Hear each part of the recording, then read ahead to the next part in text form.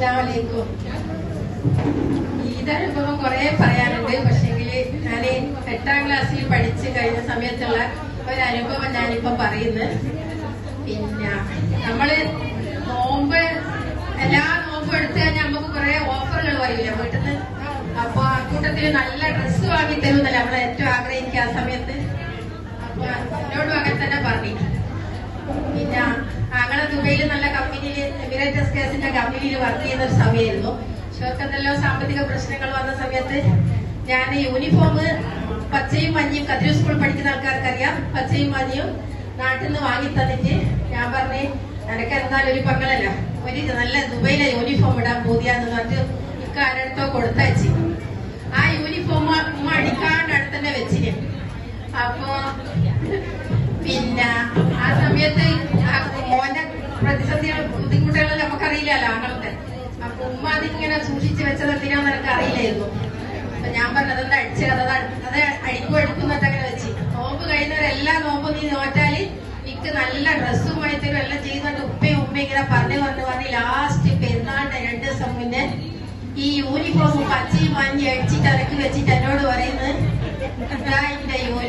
പെരുന്നാളിന്റെ കോടി. അന്നത്തെ അവസ്ഥ ആലോചിച്ചൊക്കെ നമുക്ക് മറത്തൊന്നും പറയാം ഇപ്പോഴത്തെ കുട്ടികളെ പോലെ അതുകൊണ്ട് പെരുന്നാളിന്റെ രാത്രി പോയി തെരഞ്ഞെടുക്കാനുള്ള സൗകര്യമൊന്നും ഇല്ലല്ലോ. ഞാൻ എന്നിട്ട് കുറെ കരഞ്ഞി. അപ്പൊ പറഞ്ഞ് കുറെ വിഷമങ്ങളെല്ലാം പറഞ്ഞപ്പോ നമ്മൾ മനസ്സിലാക്കുന്ന കാലഘട്ടമല്ല സമയത്ത്.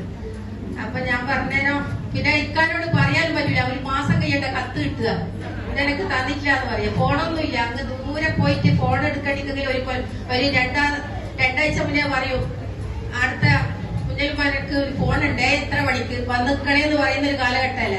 അതും കിട്ടൂല.